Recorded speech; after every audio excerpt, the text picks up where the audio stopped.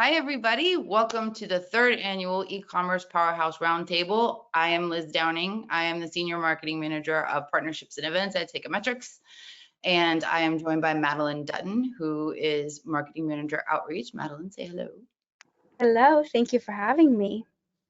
We are so excited to introduce some of the brightest minds and some of our bestest friends in the e-commerce space. We're going to go around and introduce everybody, and we're going to ask them what they do in e-commerce and how they got into e-commerce in the first place, because I think that's a really interesting place to start. So I'm going to go in no particular order. I'm going to start with Pearl. Pearl, if you could please state your name, your business, and how you got into all this mess. Sure. Thank you, Liz, thank you, mess. So well said. Thank you, Liz, for coordinating. Like you said, the third one, always, you knock it out of the park every time. So thank you for that. So hello, everybody. I'm Pearl Ausch. I am the COO at Frisbee. How I got into this mess, as Liz called it so eloquently. I actually started my own Amazon business about 8 years ago. We used to sell gift baskets, nuts, chocolates, and the like, and we used to do it on, my husband and I, Ephraim, shout out to Ephraim, whoever knows him in the space. And we basically used to do it for the holidays, I would say for like Christmas, Valentine's, etc. We learned a lot, messed up a lot, made a lot of mistakes, hence the reason, we're doing what we're doing now. So my husband's in the 3PL space. We struggled a lot with that, so that was that. And I'm actually in the global expansion space, and we messed up with that too, let me tell you that. So we learned a lot along the way. We sold the brand. Not even gonna try to make it sound like we sold for millions. We did not at all. It was just a very small purchase, to be honest. But yeah, put me in the position that I'm in today, and we learned a lot, and I love what I do. So thanks for having me. Thank you for being here.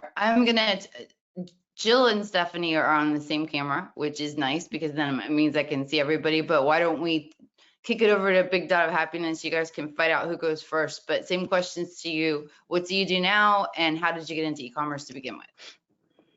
Lister? Sure. I'm Stephanie. I've been at Big Dot of Happiness for 14 years. I'm the marketing director, and Big Dot of Happiness manufactures and designs our own party supplies, and we sell them online. So e-commerce is really big into marketplaces, especially Amazon. And how did I get into this crazy world? I was an intern back in the day in college at a marketing agency, and I loved email marketing and wanted to know more. So I went to grad school and then got this job at Big Dot, started out in the email marketing field, and in my job just kept changing as e-commerce kept changing. So my career has definitely evolved as e-commerce moves to whatever the next hot trend is. So it's been an exciting ride. And I am Jill Schultz. I am the CEO of Big Dot of Happiness. So our fierce female founder, Sherry Uckel, was here and is retired-ish at the end, as of the end of last year. And I came from the creative department. So I've been here with Big Dot for 17 years. So really grown up here and learned all the different areas. And obviously I went to school for graphic design, and e-commerce fell in my lap because I found Big Dot, and it turned into my dream job, and started out in '99 in the dot-com boom, hence the name Big Dot of Happiness. A lot of people don't know that connection there. But with our journey, Steph and I here, we used to have a bunch of niche websites, and then now it's transformed into marketplaces. So we've seen the flow and change of e-commerce in our long term here. It's so vital to hear brand experience from that side, because we're all, the rest of us, service providers. Some of us have selling experience, some don't, but just to understand what brands are going through and how things have changed is just such an interesting perspective. So I thank you so much for being here. Let's kick it over. Well, and okay, so I will mention that a bunch of us are going to Prosper Show next week. I am going to be following Jill and Stephanie around a whole lot, inviting them to everything. But we do have the conference manager from Prosper Show here, Christine. Christine, why don't you go next? Sure. Thanks, Liz. Mentioned I'm the conference manager for the show, and that's really how I wound up in the crazy industry everyone's talking about. So luckily being in the conference content position, I've really gotten to learn so much about this industry so quickly. But yeah, I think I'm probably the newest one to e-commerce on this call, but I've learned a lot from a lot of the women on this call, so I'm very excited to be here. There's nothing like the fire hose of information you get from reviewing over 100 speaker applications and teaser videos. So I think that probably you might be educated about things a little bit better than some of the rest of us. Let's kick it over to our Ecom Engine champions. Colleen and Becky, you can decide which one goes first. You can go alphabetically or not, but one of you start. Okay, I'll jump in. So I'm Colleen Quattlebaum. I'm the Director of Marketing at Ecom Engine. I've been here for 8 years. And so 8 years ago was really my start in the e-commerce industry. My background is in marketing and advertising and working with software as a service companies. So Ecom Engine is a software as a service company, but we specifically focus on Amazon sellers. So yeah, so my start was 8 years ago when I started here with Ecom Engine, and I love it. So Becky is my counterpart. Yeah, I'm the digital marketing manager here at Ecom Engine, and I've been here for about 6.5 years and kind of came in from the writing angle. So I've spent a lot of time poring over Seller Central documentation, trying to really understand. We were really involved when like the request to review feature came out. And so really trying to make sure that we understand what Amazon's doing so that we can communicate it to sellers. So that's a big piece of what I've done and how I come at e-commerce. My part of the mess. Thank you, Becky. Melanie, how about you?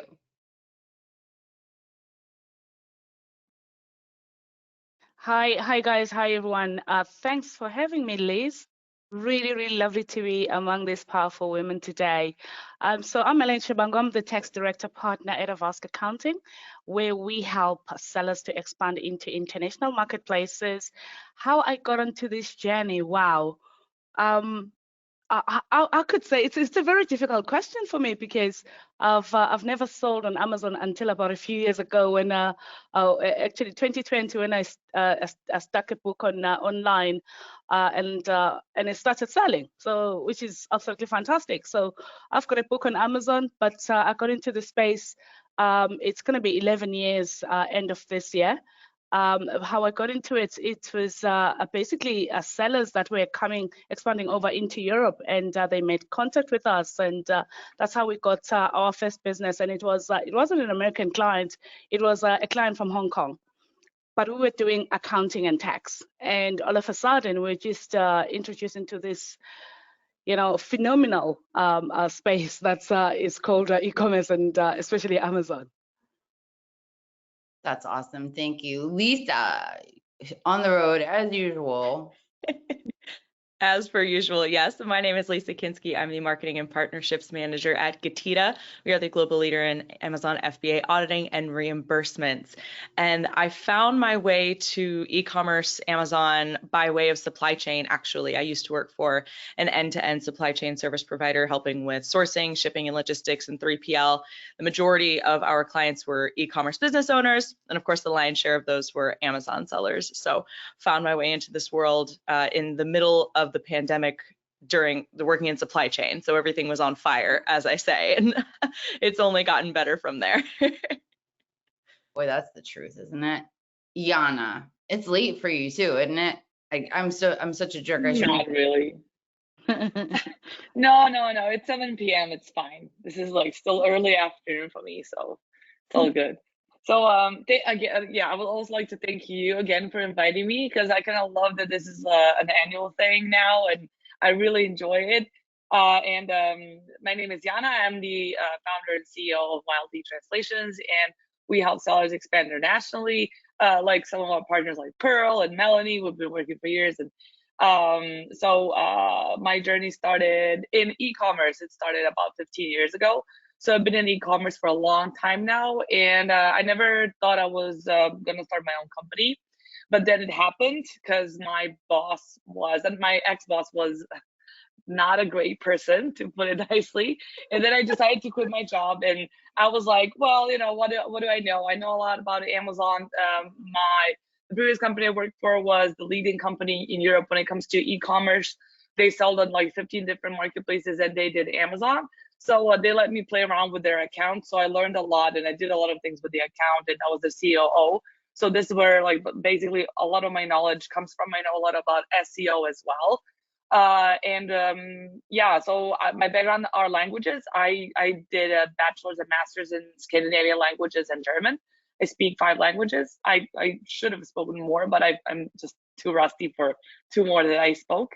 And we've been around for 4 years, and I'm really, really excited. I ended up in the Amazon space because we started as a e-commerce translation localization agency working with D2C brands only. And then a lot of brands ask about Amazon. How do we start selling on Amazon? The content is not great. So I decided to niche down to Amazon only. So I was like, what the hell? It's like, do Amazon only, see what happens. Maybe it's a bad idea. But luckily it turned out to be a good idea. So I found our niche, and I'm really happy to get to meet all the ladies and a lot of amazing people I really now call close friends. So that's it.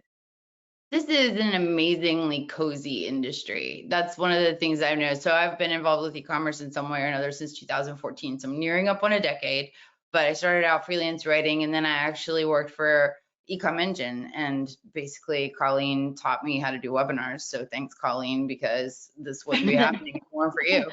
Hold on, but- she taught me also. I just want to say, Colleen, you also taught me. All right, I'm done. It's our very first webinar together. That's right. So this goes back a long time, and we have all seen changes.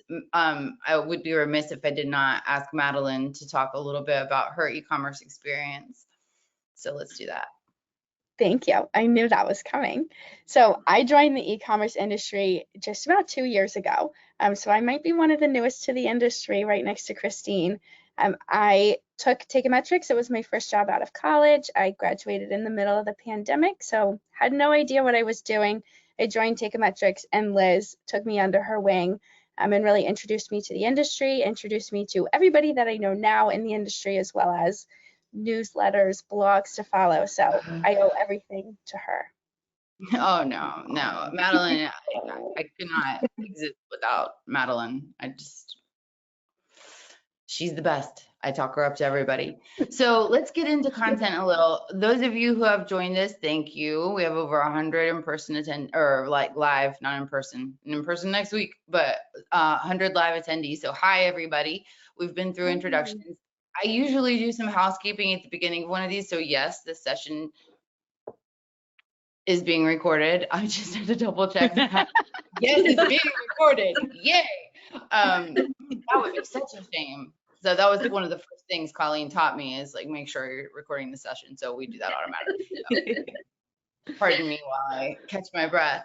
We're going to go through some questions, and we're just going to kind of round robin those. I wanted to talk about changes because, as we talked about in our introductions, we've seen so many changes to e-commerce. We've seen marketplaces pop up. We've seen devastating supply chain problems. We've seen COVID and the effect of COVID on our industry. I'm going to ask each of you, what do you think is the biggest change that happened to e-commerce between 2022 and now? So like, what is the biggest change we're facing right now? And I'd like to start with Jill and Stephanie, because they're approaching it from a brand perspective, and then I'll just randomly spring this on each of the rest of you. Do you want to start? Sure, I'll start. So the big change that we saw last year, like Jill mentioned, we were very marketplace heavy, and that's where we've seen our growth. I mean, especially on Amazon. We've been on Walmart for a long time. We were able to get on Target Plus 2 years ago. And then it was a marketplace boom last year. We kept having these brands reach out to us nonstop.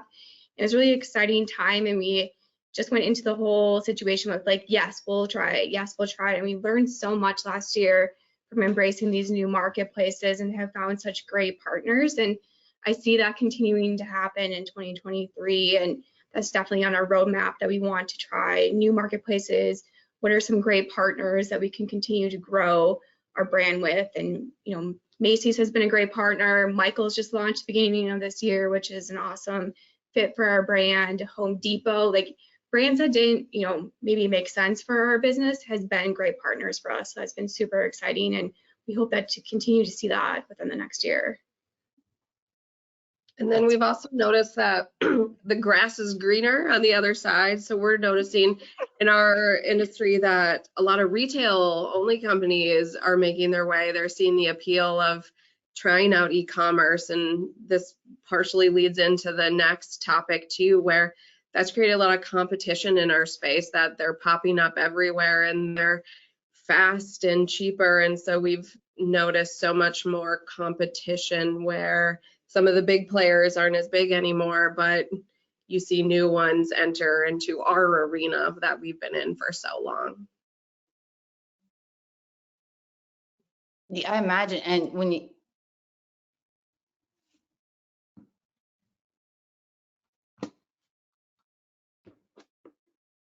everything froze up for a second, but now it's fine.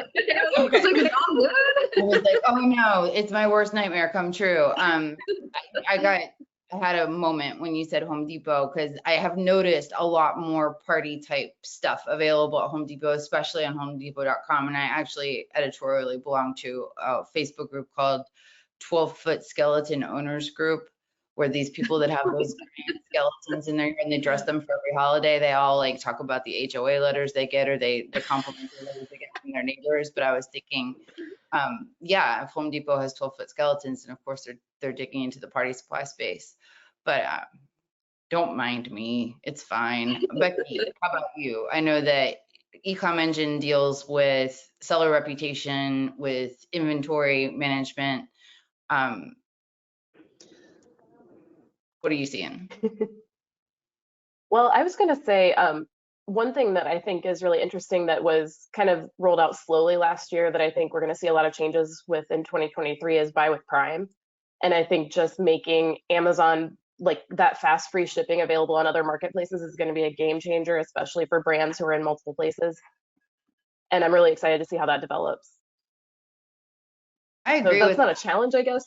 I didn't really come at it from the right angle, but I think it's, yeah, it's a change. It's definitely a change because it's a relatively new program, and Buy with Prime is coming out strong. I mean, they're really reaching out to the community. They're really reaching out to sellers. I know they're doing an event at Prosper. I'm doing a fireside chat with them pretty soon. And we have a very good friend that's involved with Buy with Prime. Hi, Lisa, if you're watching. Yeah, that's a huge change. It's a game changer, actually, for real. So just organically, I feel like I should go to Colleen next. Colleen, I know that you're in the same company as Becky, but you probably have a different observation. Yeah, I think one thing I was going to say is that Amazon has always been really protective of sellers communicating with the buyers. But in the past year, they seem to have loosened up just a little bit, obviously in a very structured way. But the one thing that they rolled out in September at Amazon Accelerate was that we now have Amazon tailored audiences in the customer engagement tool in Seller Central.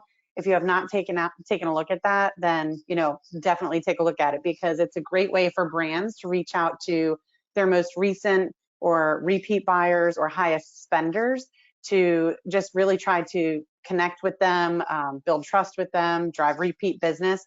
And it's a really easy and efficient way. Of course, Amazon still has you use their pre-populated templates, but it's just one way that Amazon has kind of started to loosen the reins and realize that it is important for brands to stay in communication with the buyers, not just requesting review and feedback was one of the only ways that you could communicate in a proactive manner. And now they're seeing the value in brands starting to build a relationship with their customers through some other avenues like that. So hopefully things will continue to improve there.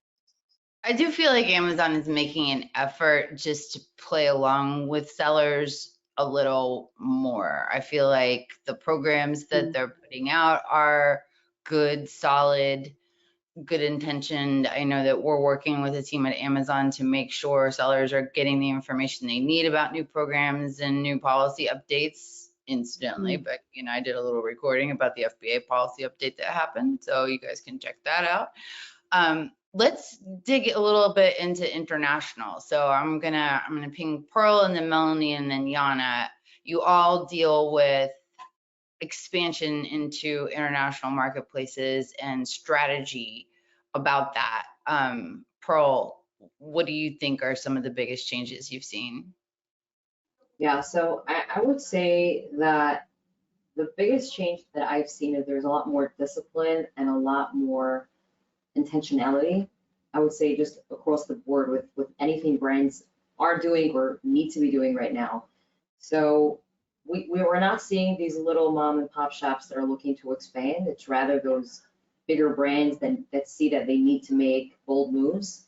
But more than that, even when they're ready to do it, it's done with a lot more of a mindful approach. So the difference we've seen, till now was sort of like a party for a very long time, especially, COVID, people had sales through the roof, and it was just like almost like silly money or silly time that they had to work with. Right now, it's not like that at all. People have obviously, an issue with staff, and it's much more about, what can we do to cut our expenses? What can we do to, you guys mentioned about having a lot more competitors. It's a real thing, right? So what can we do to make ourselves stand out? And is the answer going global, or is the answer being more focused on, what can I be the best at right now in the native market that I'm in? So if it's in the US. So to answer your question, there's a lot more intentionality with, hiring the right people and making sure that they can execute on, let's say, this global expansion, but being very mindful that you're actually ready for it. So we're seeing a lot of maturity around it. So when people are doing it, they're doing it the right way. They want to have the product compliance done properly. They want to have the tax compliance properly, and I'm sure Melanie could speak on that. And ultimately, obviously, with the shipping solutions. So there isn't that like, okay, so I want to expand, let's do this tomorrow. It's, let's have a business plan in place. Let's make sure we're doing things right. And I think that just in general, the way people are selling on Amazon now is with that approach. And if they're not, quite frankly, they're probably not going to be successful, because it's a very, it's a brutal game right now. It's not as easy. Melanie. Yeah, I do agree with Pal that I think the people that are sort of like remaining now are the people that have got a purpose than anything else. These are the entrepreneurs that are in here for the long haul. And I think this happened in 2022, whereby you saw the churn. So the least stronger brands, they sort of like fell off the radar, and the strongest one, they sort of like remained and persevered, and optimizing all the tools that are available out there. And I'll say with us, I would say more in Europe, something that we are experiencing is a shift towards sustainable products. So there is that growing awareness on environmental issues, and companies are taking steps to reduce their carbon footprints, and consumers now are sort of like very careful on the products that they are buying online. And I think this is going to continue in Europe with just the push of I would say new requirements like extended producer responsibility, which is EPR. So which means whosoever that is looking to put products in Europe now, they're going to make sure that they're sort of like maybe sourcing more sustainable products. And I would say also one thing that I've seen a lot towards the end of 2022 was just the use of AI that is available. I know that sort of like ChatGPT came in and in the past few months has taken everything by storm, but there's been so much other, I would say, AIs that has been available out there. And I think just the sellers that are now, or entrepreneurs that are in this space, they are getting even smarter with the use of automation for increasing just the growth of in their company. That's a great point. I could go on about AI for a long time, but I won't, because I'm going to toss it over to Yana. And I don't want to like feed you your answer, but I know that I have consulted Yana a number of times on brands that want to expand to different European marketplaces. And they've asked me, hey, is this product going to work in this marketplace? And I wonder if, in addition to whatever you planned on saying, if you could also speak to how you're seeing brands choose their expansion path and choose which European and international marketplaces. Yeah, absolutely. I just wanted to begin with that. This year I think a lot is changing, and we're going to see a lot of new things, starting with AI. We're going to talk about a lot about AI, but AI is definitely changing our industry and all industries and the whole world. And definitely the consumers, they changed their behaviors. I mean, compared to COVID or anything that was last year, like the behaviors completely changed. Also, there were budget cuts, and there's also a problem with shrinking workforce. So this is something that like all brands are like dealing with, and this is kind of slowing down like smaller brands to expand more, as what we've seen the last 2 years. So for instance, like last year, we started working more with enterprises such as Nestle and supplement brands like that, like even like bigger brands that we work with kind of want to do the expansion. Like previously, it was not that, they were not that interested. They were like, yeah, we're gonna do it, but maybe we can prioritize something else. But like we kind of see and feel like the end of last year and this year definitely is the rise of the big enterprises and bigger brands wanted to sell internationally on Amazon.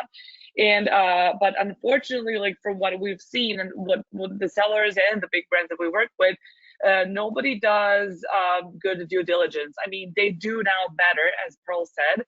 I think they do better because they now, like they kind of want to educate themselves about the product compliance and the VATs and a lot of things, but they still don't have so-called business plan. Like they don't have a strategy.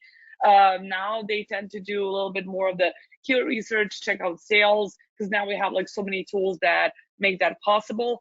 And now they do that a little bit better, but I still don't see them do well enough, because we still do have brands that are kind of curious, why did this fail, and then you just see that this product was not a good fit for the target audience. And because if it's a bestseller in the US, doesn't necessarily mean 100% this is going to be a bestseller in Germany. I mean, not even talking about Japan or UAE or any other more specific marketplace than that. So I would say that the brands really need to do a better due diligence this year, which is something that really doesn't need to be that difficult and hard. This is something people can do on their own, but I just think that they just think that it's very time consuming, which it is, but at the end of the day, it will save them a lot of money if they invest in the due diligence before they expand, and if they consult with people that can help them know the numbers, like for instance, like VAT taxes, like or the compliance or shipping fees. Like I don't think a lot of brands are aware of the cost that they would have if they expand internationally. So like once they're aware of that and many other things, I'm sure that they could plan everything better and just make sure if it's worth for them or not. Because like my bread and butter is international expansion, but I tell people, don't do it. Don't do it because you're not going to get good results. And I think this is something that people should be aware, that not everyone can be successful internationally, but everyone can do a good due diligence in order to get some results and understand if they can be a bestseller or not. That's just like my 2 cents. And of course, talking about AI, that's definitely going to be a game changer for every service out there, every brand, every provider. And if you don't embrace it now into your business, even at this stage, if you kind of try to deny it and be like, no, this is not good enough, it doesn't exist. You have to be an early adopter, e-commerce, internet. We all have to be all early adopters. Otherwise we'll always just be forgotten, and like, something else will upgrade us very, very easily and in very fast track. That was a great response. I love you guys. I do. This is so great.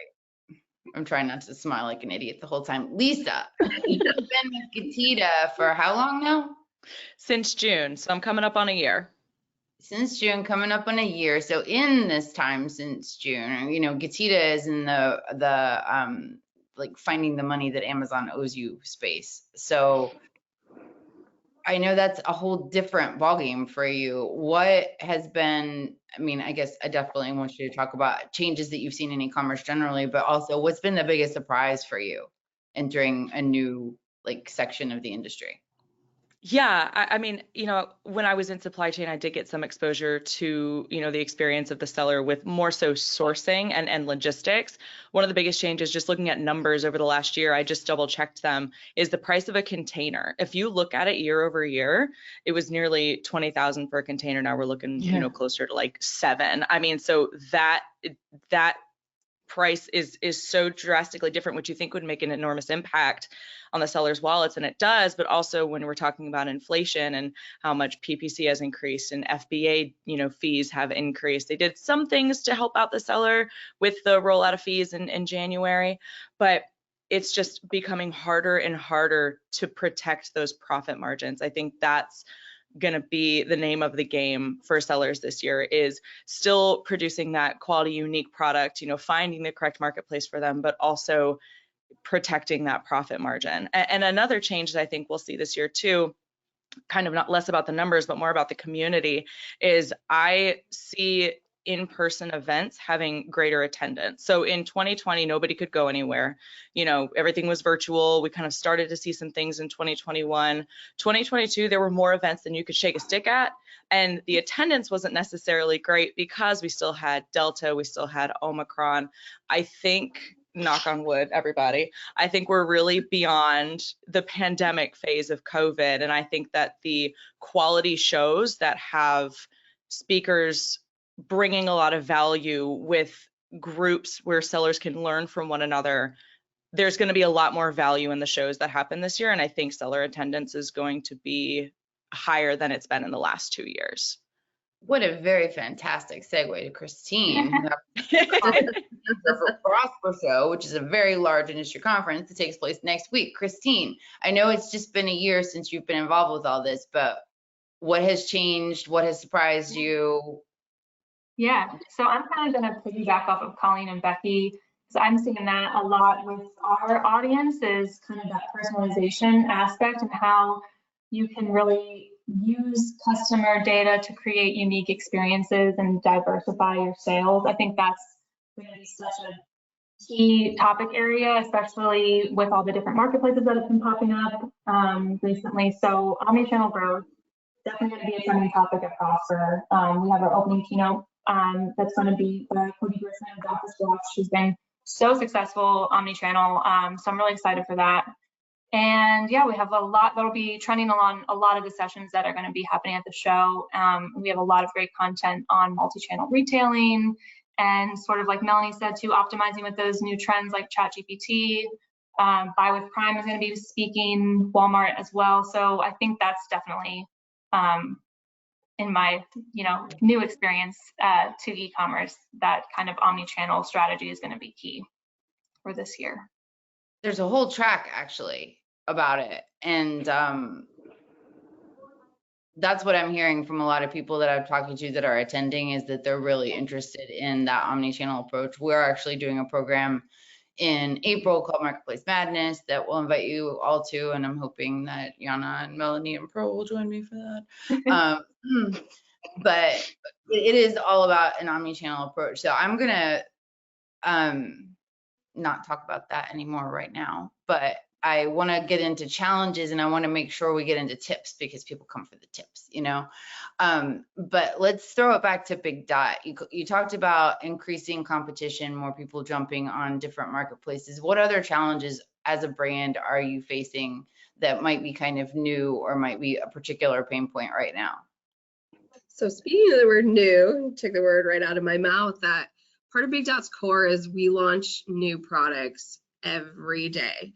I mean, we have such a fast turnaround and speed to market. And for us, that competition has created so much noise, especially on Amazon, that it's hard to find the same traction we used to get with our new products, whether they're seasonal or everyday. And so for us, we want to give the newest thing to the customer so that they have the trendy, newer, more exciting option, but we're not seeing that same traction that we used to have. And that's where new marketplaces have been an opportunity for us, because they have taken off faster on those channels where Amazon really embraces the proven, the oldie but goodie products in our catalog. Yeah, just to piggyback off Jill. So we're a big Amazon player, and competition is so fierce now on Amazon for our market spot and the categories we're in.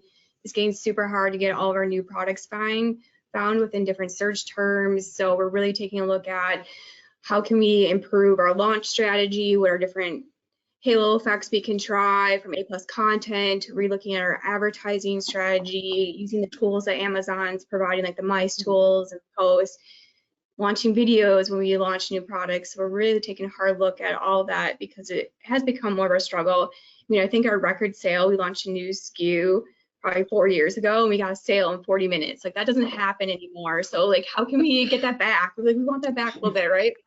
So that's something we're really focusing on this year. How can we get our newness found faster and drive that sales? Because customers want new and trendy products. They're sick of seeing the same thing over and over again or similar products on Amazon landscape. So how can we get our new stuff out there? That's the question, Liz. I'm very intrigued with what they're saying. Is that okay? Yes. You're speaking on the fact that it took 40 minutes to get, that first sale. I think that's crazy. Obviously, it's a difficult day. For the global marketplaces, when you guys are expanding into these new marketplaces, how long is it taking on average to be optimized? Like seeing that first sale, or could you tell the audience a little bit of the differences, what it's like based in the US and then obviously an entirely new marketplace? Yeah, so it depends on the category or the product we launched on the US. So in the Q4, we had some new products that took off. Maybe they took a couple of weeks to see that first sale. Like once we actually get inventory to FBA and see that halo effect. On some nichier marketplaces, we see them sell quicker. So they take off really fast. We did launch into Amazon International last year. So we did Canada, UK, Germany, UAE. And Canada is doing great. Like that's taking off really quickly. The other 3 countries have been a little bit of a struggle to find like what's selling. Some stuff took off really quickly depending on the product we sold, and then other SKUs have just not sold or moved. So we've tried doing advertising, A+ content. Maybe they're not the right products for those countries. So that's something we're definitely taking a look at our end and doing more data diving. Yana, the whole time you were speaking, I'm sitting here like, because a top SKU in the US doesn't necessarily translate to being a top seller internationally. So we were choosing products based on proven sales, and should we have taken more time and really dug in and what could have done best in those landscapes? So we're going into Germany. We have a lot of wording and cute phrases on our products and they're not translated. So are we just missing the mark in many different areas? My advice to you is like to be very careful with the cuteness of the German language because it's non-existent. So you might want to work around it a little bit. Like US salesly fluffy style doesn't work well in Germany. So there's a limit where you go with it. I will add whatever Yana's saying now. So I'm coming from a background of having that brand, right? So we used to sell on Amazon, also sold internationally. And many of you might have heard me saying this, but the silliest thing, what we messed up with was we sold in the UK and we thought English, right? We speak English, they speak English, beautiful, great match, right? Well, our gift baskets weren't called gift baskets over there. They were called hampers. And we only found out 6 months later when they all had bugs inside the nut can. Like it was done. It was like we were out after that, right? We sold perishables. So these little things were how we messed up. Now, I know we help you guys out. Sherry, when she was the CEO, we helped you guys expand. So that's why I'm asking these questions, because I think that's the $1 million question people always have, especially guys that are so successful like you. How long will it actually take? And, thanks for answering. That was very helpful. Yeah, it's something we used to be in the UK probably like 5-6 years ago, and we had success. But like we do bachelorette party stuff. UK is called hen parties, so kind of what you're going after. So we thought we had a little bit of that background, but obviously the world's changed. So I love the fact that we need to work with Yana and dig in more and kind of understand the culture there better. Yeah, Yana's great with that.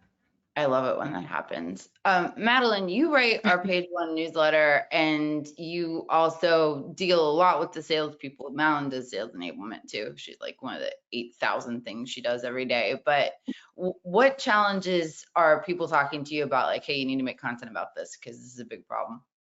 Yeah, definitely. I think something that many of you touched on in our earlier question that we spoke about was a huge challenge sellers are facing is just keeping up with the trends that are happening surrounding Amazon and e-commerce. I think when you look at the Gen Z population, Gen Z buyers are looking for a company that is very well-rounded. They're looking for a company that they sell on Amazon, but they also have a presence on TikTok, and they know what ChatGPT is. They kind of want a company that does everything, and that's a lot for a seller to take on, especially our smaller sellers that are just getting started on Amazon. It can be overwhelming of, I've got to do Amazon, which is this huge, challenge in and of itself, but I also, need to figure out TikTok, which is not an easy thing to do. So just keeping up with everything that's constantly changing. I just have one thing to add when it comes to TikTok. It's actually a little bit like one spoiler alert for my Prosper talk. It's like one slide is about the UGC and TikTok. And that is actually that if you sell in Germany, so your videos that you have like in your TikTok, they will not be shown to the German audience. They're only shown to the US audience. So you would have to use the German influencer in order to work with them for you to get your videos shown to the German audience. So you have to localize and adjust it, also some different hashtags. So if you think you're like winning the game of TikTok in the US, you have to customize and localize it for every country separately on TikTok, but it works fantastic, really. That's all. Sneak preview to your Prosper Talk. So Christine, what are you hearing from people like, we need to talk about this, this needs to be addressed, different people that are registering for the show, are you going to talk about this? What is the challenge that is on everybody's mind? Honestly, the thing, and I already mentioned it, but the thing I got a lot of feedback from was, are you talking about ChatGPT? Are you talking about AI? Are you talking about this, which everyone's kind of touched on already. But I will say that I think it's something that people need, especially everyone. We've talked about like inflation, we've talked about like costs, and I think programs like ChatGPT and AI and any other things that exist can help you optimize and run, not short-staffed, but operate better with low staffing and low operational costs associated. So yeah, be a good solution. I think the content people in the room feel a little uncomfortable. Becky, I don't know about you, but there's a little part of I'm a content person too, so I feel that. But you too. And Madeline, like our little writers' hearts hurt that these machines can write this stuff. But I will say we have experimented a lot because we're AI people anyway, and there does need to be a human in the loop still. Yes. And like Lisa was saying too, like that in-person connection of networking and going to shows and learning in person is also really valuable. Like while you can get all of this from LinkedIn or whatever, it's not necessarily the same experience that you would get interacting with people and learning from people in person, which is my shameless plug for another plug for Prosper show coming next week. But I did want to note for anybody who's on the call that's going to be showing up, one exciting addition is that the sessions are going to be recorded and they'll be available for attendees on that post-show. So all of that great educational content will be available for anyone who signs up. So that's brilliant. That's new. That's awesome. Yeah, all right, we're running out of time. I want to get to tips, but so let's just rapid fire. Melanie, what's a challenge? Yeah, I was going to say the one that we're actually hearing more is profits. It's a reduction of costs. I would say sellers are trying to cut down on a lot of stuff that they were paying on. I think some of the sellers are getting more savvy because they're looking at cost analysis, whereby they're looking at product costs, negotiating more, shipping costs, how can they consolidate, customs duties and taxes, exchange rates. So all of a sudden, they're no longer just relying on that one exchange rate company that they used to use. So there's sort of like they're looking at multiples, whosoever that's going to be giving them a better rate. So they started doing hedging, which is something that wasn't happening before. You know, they would just transfer straight their pounds back to dollars, and that's it. But right now they're sort of like looking at more at the political climate. That do you think the rate is going to be changing? I mean, in the UK we had there was a change with the Irish border was sorted between UK and Ireland, and all of a sudden the rate it became stronger for us, the British pound. And again, that's what sellers are actually looking at the moment. They are really, I would say, from what I'm experiencing, is that they are getting more savvy on just everything. So cost reduction, trying to optimize their profits, now getting some cost analysis on some of the services and goods that they are using out there. I love that people are becoming more savvy, and I like to think that it's things like this that are free that help people learn, and then it's also things where you can go and you can network in person. Shameless plug for Prosper. That's also a place that you can learn. But we haven't finished challenges yet. So Colleen, what challenge did you bring to today's conversation? Yeah, so we sent out a survey recently to brands to just see what some of their top challenges are, and 59% said their listing being suppressed is a challenge.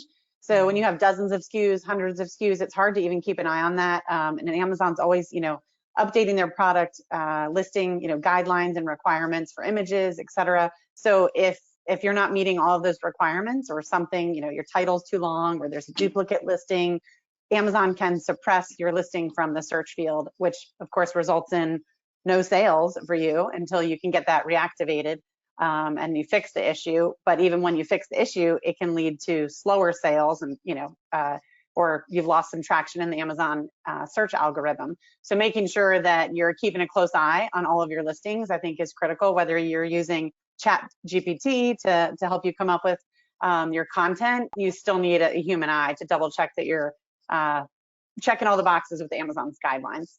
So 100%. Pearl, what challenge were you noodling about? Okay, so I'm gonna change it up a little bit, because this is what I'm working on internally, so why not share? So what I, a little bit more on what I spoke about earlier, I would say a lot of things that people are being challenged with is, doing things, 80% of the way or 50% of the way, not doing it the right way 100%. So something that I'm working on internally right now is documenting your processes. So I know a lot of Amazon agencies are working with remote teams, and what we find is that, and we have a lot of remote employees as well, and what we find is that when things are not documented, you cannot consider that done. You cannot consider that your expectations are clear with your employees, because if it's not down on paper, you can't expect for them to even know what you're saying.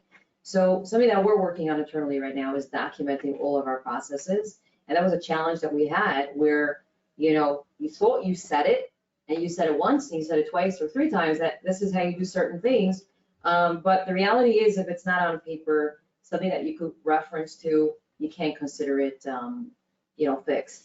So what we're doing is documenting, and I would definitely recommend that. If you're challenged with the same thing, and I know, again, most Amazon agencies or just companies are working with remote teams, start working with something that you could document.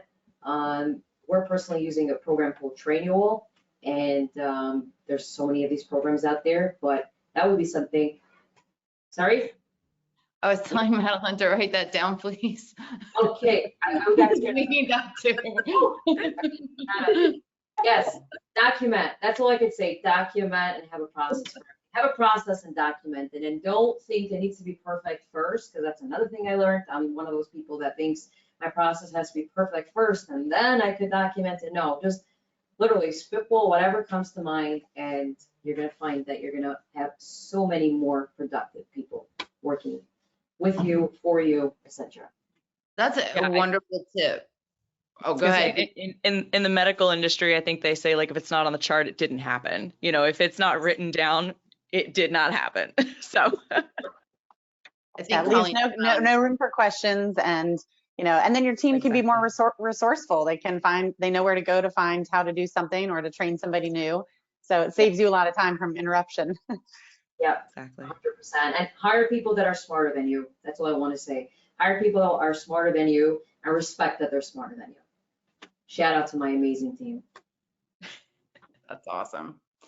Becky, how about you? What challenge were you going to talk about? Kind of echoing Madeline, actually. I think just keeping up with everything. You and I, we already mentioned we recently did the video about FBA capacity limits, but I've gotten a lot of questions since that. Just, hey, what do I bid on? There's so much to keep track of just with your own KPIs. You're watching your return rate, you're watching your reviews, you're watching your feedback, but you're also like, hey, there are 12 new advertising features that just came out at Accelerate. Which ones do I implement? When do I get access to them? What's in beta? There's just a lot. So shameless plug for Ecommetrics and Ecom Engine and a lot of the other companies here. We do a lot to educate sellers, and we try to make everything free and easy. And we're here if you have questions. That's I just awesome. want to say that's very true because I follow you guys and read your articles all the time online. And it's always free and always really educational. So very true. In terms of I've been lucky at both of my jobs in e-commerce, and that I worked with Colleen, who's I thought was the most organized human on the planet, but then I met Madeline, and I think you guys are probably equally as organized. But in terms of document, it is crucial, especially if you're a growing company, no matter what kind of company you are. If you're growing, you're hiring new employees, having those processes documented, having everybody on the same page in terms of the way things work. And like Pearl said, it doesn't have to be perfect the first time, because trust me when I tell you, when you create it the first time, you're going to have 5 or 6 people that argue with you about whether or not that was the right way to say it or whether or not those are the right steps. But you got to get started, because as you grow, you're in a really big, too many cooks in the kitchen, nobody knows what's going on kind of situation. If you don't have that. Melanie's laughing because she knows it's true. Yana, you didn't give a challenge, and Lisa, you didn't give a challenge. So you guys give your challenges. Lisa, you already kind of talked about the challenge of profit margin. Did you have another challenge? Because I know that you work with, Gatita works with so many different sellers of so many different sizes. Do you have another pain point that you want to highlight so that we can all talk about that? Not really. Just echoing everything that Melanie said of, the industry is maturing. The sellers are getting much more savvy. I think that's just come with time. A lot of sellers entered the space during the pandemic. And so now they're officially on their 3rd year, and they're getting much smarter. I do think that, like Becky said, there's so many tools that were rolled out alone. They can fall into a little bit of analysis paralysis of, okay, maybe wanting to try all the tools at one time, and then that's really impacting their business. And so like Mel said, okay, paring down, what is really working best for us? Where do we need to put our dollars? That profit margin is really just the biggest thing that we see sellers focusing on, because that's the space that we play in, right? So just echoing Mel mostly. And Yana, I know that you covered some of these mistakes that people are making, but you have another challenge that you also wanted to highlight. Well, the challenge is, just finding what are the products, what products are a good fit for a new marketplace or not. This is like what we work on right now. We've been cooking this report, and it's finally out like last month. And I want to give a shout out to Yanni from Gatita for helping me out with the name of the report. The report name is Amor, and we have the little Amor like on the cover of the report because it stands for Amazon Marketplace Opportunity Report. So we cover a couple of segments, and we really help sellers understand like if the product could potentially be good, or just to put their money elsewhere. So this is like some of the, and we're still like finding ways to improve it. So it is a constant challenge, but that's something that I really hope that sellers and brands do a little bit of a better job with. I know it's a struggle and it's a challenge for everyone. It is difficult, but it can be done. It can be done in a better way. Awesome. We do have a couple questions. I'm hoping to get to those, but know that if you asked a question, we will definitely follow up with you after. Someone did ask how people are using ChatGPT in their Amazon businesses, and I will actually email you Ian and give you a couple people to follow on LinkedIn, because there are some LinkedIn champions of ChatGPT that are putting out all types of content on what you can do with ChatGPT and your Amazon business. So let's get into tips, hot tips. So we'll just do around the room. I'll go first, if that's okay.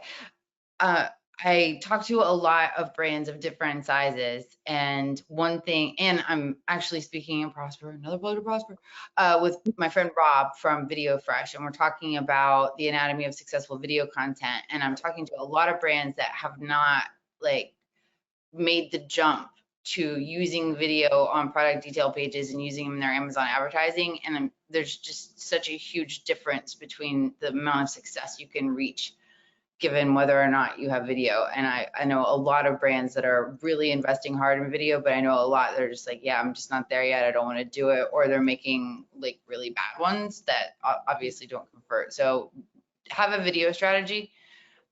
Just as Madeline said, we've got young shoppers who want to see videos. That's the only way they consume information. So make sure you've got some of that so that you can get that emerging group of people that are spending money on online marketplaces. And that's pretty much the only place they're shopping. But anyway, enough about that. Over to Pearl, hot tip. Okay, so I will totally make another plug for Prosper. Christine, please join our talk. We're going to speak on how to add your, what's your game plan for adding on a new marketplace internationally? So I'm going to do it together with Ryan Kramer and some other amazing people. So that's that. I would just say that's a great tip. Please come to Prosper. And I would also say for free information, you can look up Ryan Kramer Frisbee's new podcast, The Global Spin, where he's interviewing sellers on their global journey. And it's been pretty amazing so far. So I would say check it out. We even got a plug from Amazon saying that it's great. So. Yeah, Ryan is one of the best podcast hosts in this whole space. I agree. Yeah. Heartily for that. Thank you. All right, Lisa, you talked, so you have to give the next tip. Okay, I mean, kind of a shameless plug for Gatita here. My thing that I always hear from sellers is that they're not big enough to start auditing. Again, this goes back to your profit margins, right, guys, and reducing those costs. I hear a lot of times from sellers that they don't think that they're big enough to start going after reimbursements. And the truth is, any size seller can get money back from Amazon for reimbursements, and your claims do expire. So start now is really just my biggest tip. Audit your account, use a service like Gatita, get your money back today, because one day it will be gone, and that's ultimately going to impact the growth of your business in the future. So that's my tip. Big Dot of Happiness, hot tips for people, and this, pay attention because they're doing it. So their tips are. So something Sherry taught us. Oh, sorry. Well, I was also going to say, shameless plug, buy party supplies from Big Dot of Happiness, but then now go ahead. Great, thank you. Something that Sherry had taught us was to say yes to beta, and we've really embraced that over the years. And this year we had a new core value called yes if. So for us, that's something that holds us back into new growth opportunities and these really big ideas to help grow to the next level. Is we always think of the reasons why we can't do something. We go to no because. And so for us, it's embracing that yes if mentality so that we can think bigger and make things happen that might seem scary or unobtainable. And also with that yes if comes to evaluating our partnerships with different marketplaces we're working with. I mean, you could run it through the gamut. And is it a good partner, and do they have the same want as you? And so for us, the yes if is, are you a good partner, or do you embrace the same values as us, and do you want it the same? Otherwise, move on to the next opportunity. I'll do a shameless plug back to Liz and say use Take 'em Metrics for Amazon ads. So we've been partners with Take 'em for a long time, and we just love it. You guys are great partners. We're actually self-service, but we have a rep and people we work with to help us get our ads to the next level, which has been great. And to piggyback off what Jill was saying, you know, part of that yes if is embracing the uncomfortable, thinking outside the box. And We actually love Amazon's day one philosophy, and that's what we're like a company that's been around 20+ years. We like to think of it as day one. What's the next thing in e-commerce? What's the next thing in party supplies and celebrations? Thank you for that. I forgot, that was one thing Colleen always fussed at me about, was like, don't forget to promote our company. And now I'm at Ecommetrics and I'm like, hey, make a video. We don't make videos at Ecommetrics. Like, we'll use your videos in advertising, but anyway, bygones, it's okay. Colleen, what's your hot tip? Well, I guess speaking on, on the heels of what they just said, like to try beta, and the challenge that I brought up was about listing suppression, and Ecom Engine can help. We're actually in beta right now with a listing suppression alerts and some other alerts to help you monitor your products. So get in touch with me if you want to be a beta tester for that. We're getting a lot of great feedback from brands, and it's really helpful, especially when you have a lot of listings to keep an eye on. So feel free to reach out to me, but I would just say automate as much as possible. Use the tools and resources in the industry that are available, because those agencies or companies have figured out how to do it well and how to do it right and how to do it best. And that will save you a lot of time in the long run. That's so cool. I didn't know you guys were doing that. That's awesome. Yeah. We did have somebody with a question about a suppressed listing. So I'm just gonna, Jose, I'm gonna send you over to Colleen and Becky and they'll help you out. Christine, hot tip. So of course, my hot tip is going to be the same as Pearl's, that you should attend Prosper. There's going to be so many industry experts in one place. We've added these 90-minute deep dive sessions, which Pearl is going to be presenting one of them. So take advantage of having, content available to you, whether it's at Prosper or, through Ecom Engine or Ryan's podcast or however you can get it. And I did just want to, I know we're almost out of time, but I wanted to mention that if there are any sellers who are attending Prosper and want the chance to get up on the main stage and share success and tips and stand a chance to win prizes, we have an opportunity to participate in Prosper Pitch, which is our show twist on Shark Tank. And there's going to be, the winner will get a pass to Prosper 2024 and a one-on-one strategy session with 2 of our judges, and 2 of them have also been on Shark Tank before, so a lot of great things to learn from them. So I'm just going to drop the link in the chat for whoever wants to participate. Yeah, that is so cool. I know, right? So to that end, we're going to put a link to apply for that into the replay that we send out when we send you guys the recording. And we're also going to just throw in a coupon code if you want to go to Prosper and you haven't bought your ticket yet. You can use a coupon code and get some money off. So I got one of those. I'll give it to you. Yana, give me a hot tip. Okay, so I already mentioned, I'm not gonna shamelessly plug in YLT because we don't need a plug-in. Like if you don't know, if like user services, we're the best out there. But my just kidding. My tip is about AI. It's quick and it's sweet. So when you do SEO copies of like your websites or anywhere else, basically like blogs, so the Google algorithm doesn't really like the when it's not written by human and when it's written by robot. So if you click on this first link, I'm gonna put in the chat box, huggingface.co, it tells you if it's written by a human or not. And then it's gonna, if you like do it in ChatGPT, definitely it's gonna tell you that it's not written by a human. But what you do is like after you've tested it, the Hugging Face, if it's verified it's done by a robot, then you go and copy paste it in the Quillbot. Then you rephrase it, so it rephrases it and it makes it sound like it's human. I don't know if it's gonna sound like it's human, but if you take this content, you give it back to Hugging Face, Hugging Face will tell you it's written by a human and not by robots. That's it. That's a great tip. We do have a lot of people asking about ChatGPT and other AI writing tools, so we will send that list of ChatGPT champions to you. This is not that well known. I've stated for this last 70 people that left on this webinar. So this is not something that's kind of widely known, so that's it. We might not even put it in the replay. If you weren't here to hear it, then you don't get to do it. For that. Put it in the replay. Melanie, hot tip. Yeah, know that, guys, I am on expansion, but I am on expansion anyway. So I would say the tip for me would be take advantage of the free trade agreements that exist between countries so that you might get some reduced or eliminate some of the tariffs that are being charged on your products that are moving from one country to the next. So really know the HS codes of your products and take advantage of those free trade agreements. That's a great tip. Becky, did you give a tip yet? You didn't give a tip yet, did you? I didn't. I was going to say, don't lose sight of your metrics. I think it's easy. To my point earlier, there's so much happening all the time, but when it comes to things like FBA capacity, we're still really worried about your IPI. You know, don't lose sight of making sure that everything is going the way that it should be and that you're following best practices. And the same thing goes for, you know, you still need reviews to get your BSR up to where you want it to be. And it's really important to focus on those main metrics that you've always been focusing on. It's nice to have all these shiny objects, and I think there are a lot of really cool things happening in the Amazon space, but don't lose sight of what you need to do to keep your business running.